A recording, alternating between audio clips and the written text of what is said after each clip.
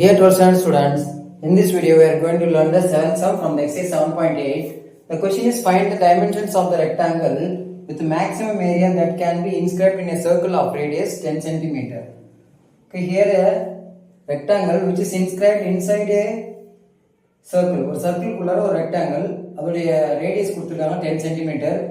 இந்த ஏரியா வந்து மேக்ஸிமமா இருக்கணும் அப்படின்னா டைமென்ஷன்ஸ் என்னவா இருக்கும்? What is the length and breadth அப்படின்னு கேட்குறாங்க. So first I am going to draw the rectangle inside this circle. Circle-குள்ளார இதை வந்து இப்படி மார்க் பண்ணிக்கிறோம். இது ஒரு ட்ரையாங்கிள் மார்க் பண்ணிக்கிறேன். இதில் இது எக்ஸா எடுத்துக்கிறேன், இது ஒய்யா எடுத்துக்கிறோம். இது பேராமெட்ரிக் ஃபார்மில் போடுறோம். சம் வந்து நம்ம பேராமெட்ரிக் ஃபார்மில் போடுறோம். ஜென்ரலாகவே எக்ஸ் ஒய்னு வச்சுன்னு போடலாம். ஸோ இது பேராமெட்ரிக்கில் போட்டால் கொஞ்சம் ஈஸியாக வரும். ஸோ இங்கே தீட்டா, இது ஒரு ட்ரையாங்கிள்னா இது தீட்டா, இது 10 cm. இந்த ஒய்ஏ எக்ஸ் எடுத்துக்கிறோம், இதை வந்து ஒய்ன்னு எடுத்துக்கிறோம். ஸோ அப்படின்னா இந்த ரெக்டாங்கிளுக்கு எப்படி இருக்கும்னு பார்த்தீங்கன்னா ரெக்டாங்கிள் வந்து லென்த் வந்து 2x. இப்போ இது xனா இது 2x னு இருக்கும். இப்போ இது yனா இது டோட்டலா எவ்வளவு இருக்கும்? 2y. So that is the dimensions of the rectangle. So what is the area of the rectangle? Length into breadth. So length into breadth 2x into 2y. What is x? x ன்றது என்னவா இருக்கும்? 10 cos theta. ஏன்னா இங்க ஒரு triangle right angle triangle எடுத்துக்கிறோம். இதுல தீட்டானா இது opposite side, இது adjacent the hypotenuse இல்லையா? அப்ப cos theta எப்படி எழுதுங்க? x by 10. sin theta எப்படி எழுதுங்க? y by 10. So அதனால x உடைய value 10 cos theta, y equal to 10 sin theta அப்படின்னு வரும்.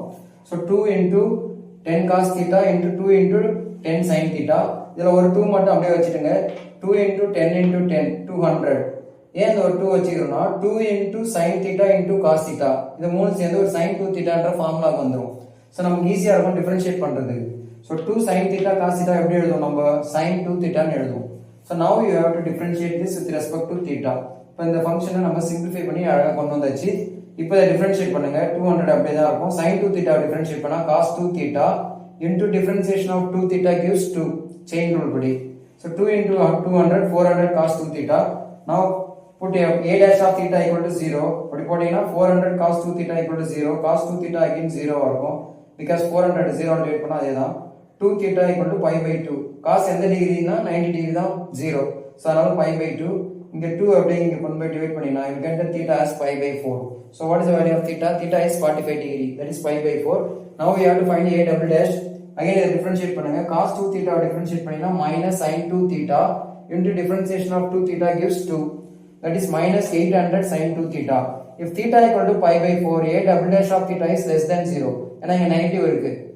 இங்க வேல்யூ போட்டாலும் இது நெகட்டிவ் தான் வரும். ஏன்னா இங்க மைனஸ் இருக்கு. So negative இருக்குனால area is maximum. So now we have to find the dimension using theta is equal to pi by 4. Theta pi by 4 னு வச்சிட்டு இந்த dimensions கண்டுபிடிக்கலாம். That is x 2x into 2y. 2x தனியா 2y தனியா கண்டுபிடிக்கணும். 2 into 10 into cos theta is pi by 4 substitute பண்ணீங்கன்னா cos pi by 4 1 by root 2. இத root 2 simplify பண்ணனும். டினாமினேட்டர்ல root வர கூடாது. அதனால கான்ஜுகேட் பண்றீங்க. root 2 into root 2 வந்துரும். இத கேன்சல் பண்ணீங்கன்னா 10 root 2. The same value தான் breadthக்கும் வரும். Because sin 45 ம் அதே தான் 1 by root 2. So the length and breadth are 10 root 2 and 10 root 2. So அப்ப இந்த ரெக்டாங்கிள்ன்றது ஒரு ஸ்கொயரா இருந்தா மட்டும் தான் மேக்ஸிமம் ஏரியா கிடைக்கும். That's all. Thank you.